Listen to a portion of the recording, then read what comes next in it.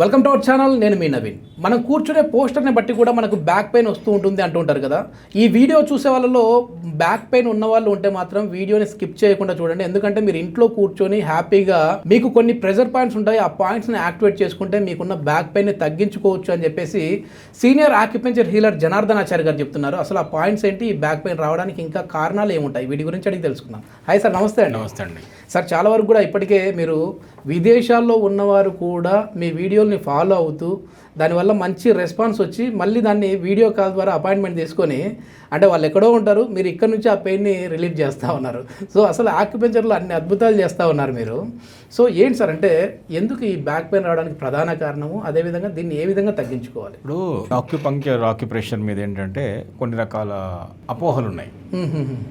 ఏంటంటే ఇది ఒక టెంపరీ రిలీఫ్ అని, ఓకే ఓకే, లేదంటే ఒక పెయిన్ఫుల్ ప్రొసీజర్ అని, అదర్వైజ్ ఏంటంటే ఇది ఒక కాంప్లిమెంటరీ సప్లిమెంటరీ తప్ప మెయిన్ స్ట్రీమ్ ట్రీట్మెంట్ సిస్టమ్ కాదని. ఆల్టర్నేటివ్లో కూడా ఏంటంటే ఇది చేయాలి ఇంకొకటి కూడా చేయాలి అనే ఒక అపోహ మెయిన్ అదే కదా సార్. ఇప్పుడు పెయిన్ ఉన్న వాళ్ళకి ఆ పెయిన్ కిల్లర్ టాబ్లెట్స్ చేసే పని రిలీఫ్ ఇవ్వడం.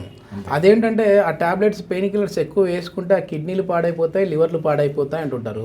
సో మీరు చెప్పే పాయింట్స్ని యాక్టివేట్ చేసుకోవడం వల్ల రిలీఫ్ వచ్చిందంటే బెటరేగా. అంటే పూర్తిగా ఆపరేషన్కి వెళ్ళే వాళ్ళ గురించి పక్కన పెడితే మామూలుగా పెయిన్ తగ్గిందంటే అది పనిచేస్తున్నట్లే కదా.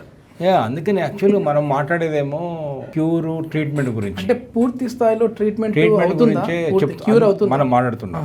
కానీ అంటే రూట్ కాజ్ ట్రీట్మెంట్ అంటాం.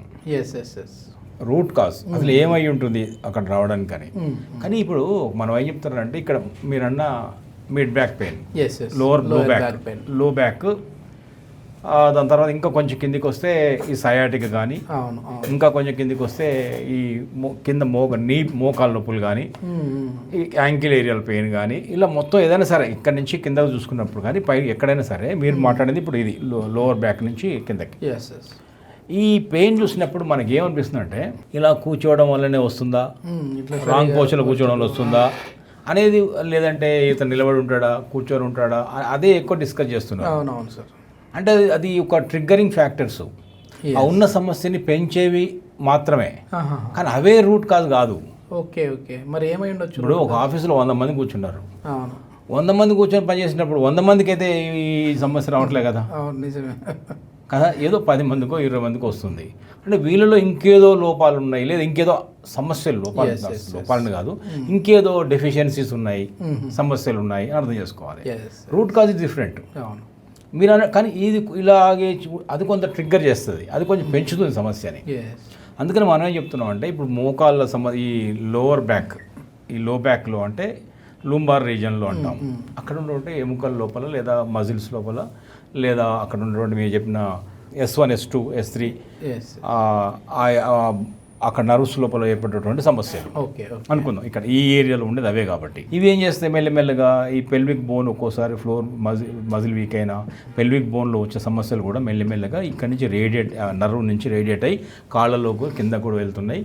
ఈ చాలామంది థైస్లో ప్రాబ్లం అని, ఈ మన కాఫ్ మజిల్ పట్టేసిందని, తర్వాత ఇక్కడ హీల్ ఏరియా లోపల విపరీతమైన నొప్పులు ఉంటాయి, కాళ్ళు నడవలేకపోతున్నాం అని ఇలా చెప్తుంటారు, మడిమల దగ్గర.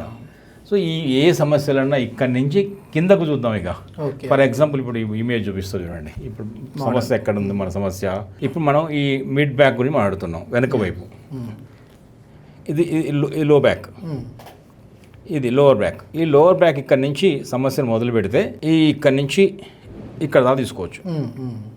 ఇక్కడ దాకా ఏ సమస్య, కాఫ్ మజిల్ సమస్య ఉన్నా, థైస్ ఏరియాలో ఇచ్చింగులు, సెన్సేషన్, మంటలు ఉన్నా, హీల్ భాగం ఇక్కడ కూడా చాలా చాలా బర్నింగ్ సెన్సేషన్, నొప్పులు ఉంటాయి చాలా మందికి, మడిమెల నొప్పులు అంటారు, మడిమ షూలా అంటారు, ఎంత భరించిన నొప్పులు ఉంటాయి. నిన్ననే ఒక కుర్రాడు వచ్చాడు, ఈ నొప్పులు విపరీతంగా ఉన్నాయి, అనేక మందులు ఇది అది చాలా చేశాను, ఎలా తగ్గుతుంది అంటే నేనే చేశాను, పల్స్ చూసి ఒక ఈ చేతిలో నీళ్ళు ఇచ్చాను, వాళ్ళు ఏమన్నారు సార్ ఇక్కడ హీల్ దగ్గర పెయిన్ అని మీరు చెప్తుంటే తగ్గట్లేదంటే ఇక్కడ పాయింట్ ఇచ్చారు, ఎలా తగ్గుతున్నారు? ఒక్క 2 నిమిషాలే. ఏం జరిగింది, మీరు మిరాకిల్ అన్నాడు, ఇక్కడ నొప్పులు తగ్గిపోయినాయి. నిన్న జరిగిన సడన్ గుర్తొచ్చింది ఇప్పుడు హీల్ అనగానే. సో ఎందుకు తగ్గింది, రూట్ కాజ్ ఎక్కడుంది? బ్లడ్ సర్క్యులేషన్లో ఉంది. చాలామంది తెలియదు ఈ హీల్లో వచ్చిన ప్రాబ్లమ్స్ ఇది ఉందా మడిమెల్లో, అవును సార్. ఇవన్నీ కూడా హార్ట్ కంట్రోల్లో ఉంటాయి. బ్లడ్ సర్క్యులేషన్ సమస్యలు అవి. Okay okay. సో హార్ట్ అంటే ఫైర్, హీట్ జనరేషన్ సమస్యలు అన్నీ కూడా. ఇప్పుడు అందుకని ఇక్కడ మన వాళ్ళు ఇక్కడ వేసిన కడియాలు ఉంటాయా లేడీస్, గోల్డ్ వేస్తారా సిల్వర్ వేస్తారా? వెండి వేస్తారు సార్. ఎందుకు వేస్తారు? హీట్ని లాగుతుంది. Heat white.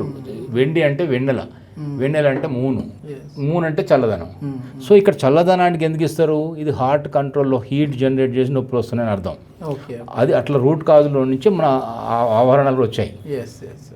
సో ఇప్పుడు మనం ఇక్కడ ఈ పెయిన్ నుంచి ఇక్కడ మొత్తం చూద్దాము. కమాండింగ్ పాయింట్ ఒకటి ఉంది ఈ సమస్యలన్నిటికి కూడా. ఆ కమాండింగ్ ఇంక్లూడింగ్ సయాటికా అది ఎక్కడుందంటే ఎగ్జాక్ట్గా ఈ మోకాలు చిప్పలు ఉన్నాయి కదా, నీ క్యాప్, ఆ నీ క్యాప్ ఎగ్జాక్ట్ బ్యాక్ సైడ్ ఉంటుంది. ఈ క్రీజ్ ఉంది, ఈ క్రీజ్లో మధ్యలో ఒక పాయింట్ ఉంది. ఈ point most used point, most successful point, result oriented point. చాలా రిజల్ట్స్ వచ్చాయి.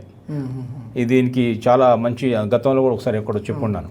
సో ఈ పాయింట్ ఏంటంటే UB40, యూరినరీ బ్లాడర్ 40. ఇది కనుక మనం ఎలా చేయాలి? ఇప్పుడు ఇది ఇలా పెన్ ఒకటి తీసుకొని ఈ పాయింట్ ఎక్కడుంది? ఇది క్రీజులో, కాలు ఇలా మడిచినప్పుడు ఒక క్రీజ్ ఉంటుంది కదా, ఆ క్రీజులో మధ్యలో ఉంది. మళ్ళీ క్రీజ్ మధ్యలో, దాన్ని ఇలా మెల్లగా ఇలా నొక్కి నొక్కి వదలొచ్చు. అలాగే దీంట్లో కూడా చేయొచ్చు.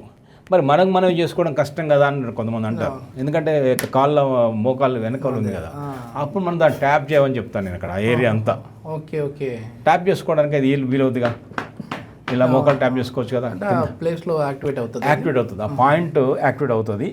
దాని పాయింట్ పేరేంటి? Urinary bladder UB40. అదేం చేస్తుందంటే అక్కడ ఎర్త్ మూలకము జల మూలకమే యాడ్ అవుతుంది అక్కడ. సో అప్పుడు జలమూలకం బోన్స్ని స్ట్రెంగ్తెన్ చేయగలుగుతుంది, ఎర్త్ మూలకము మజిల్ని స్ట్రెంగ్తెన్ చేయగలుగుతుంది, డైజెషన్ పెంచగలుగుతుంది. డైజెషన్ ఎందుకు అని మరి ఇంకో డౌట్ వస్తుంది మీకు. డైజెషన్ అంటే డైజెషనే అన్ని అనర్థాలకు మూలం. ఇండైజెషన్, డైజెషన్ సరిగ్గా లేకపోతే తల్లినొప్పి దగ్గర నుంచి అనేక కాన్స్టిపేషన్ దగ్గర నుంచి రకరకాల అనేక జబ్బులకు అదే కారణం. గ్యాస్ ఫామ్ అయిందనుకోండి, గ్యాస్ ఫామ్ అయితే మోకాళ్ళ నొప్పులు కూడా పెరుగుతాయి. ముఖ్యంగా ఈ మిడ్ బ్యాక్ ఏరియాలో వచ్చేదంతా కూడా ఇక్కడ గ్యాస్ ఫామ్ అయినప్పుడు వస్తుంది. ఆయుర్వేదంలో చెప్పాలంటే వాత పిత్త కఫాలు అంటుంటారు కదా,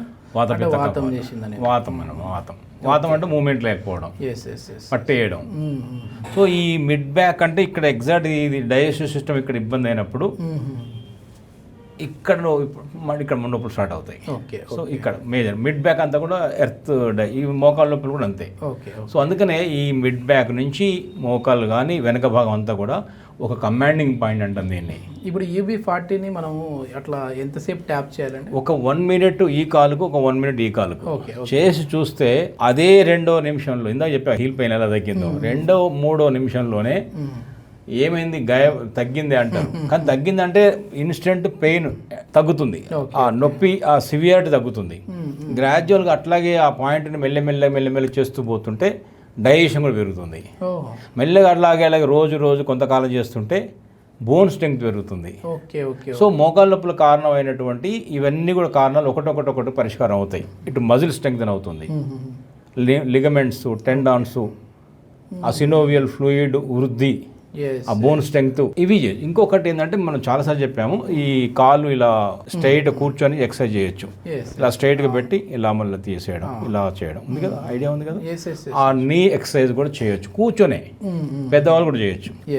ఇది తర్వాత కాఫ్ రైజింగ్ ఎక్సర్సైజ్ అని అంటారు. ఇప్పుడు మీరు అన్నట్లుగా స్టార్టింగ్లో చెప్పినారు కదా, అంటే ఇదేదో అప్పటి వరకు పెయిన్ రిలీఫ్ లాగా ఉంటుంది, మరి దీన్నే ట్రీట్మెంట్ లాగా, అంటే ఎప్పుడు నొప్పి తీస్తుంటే అప్పుడు ట్యాపింగ్ చేసుకుంటే సరిపోతుందా, లేదా ట్రీట్మెంట్ లాగా?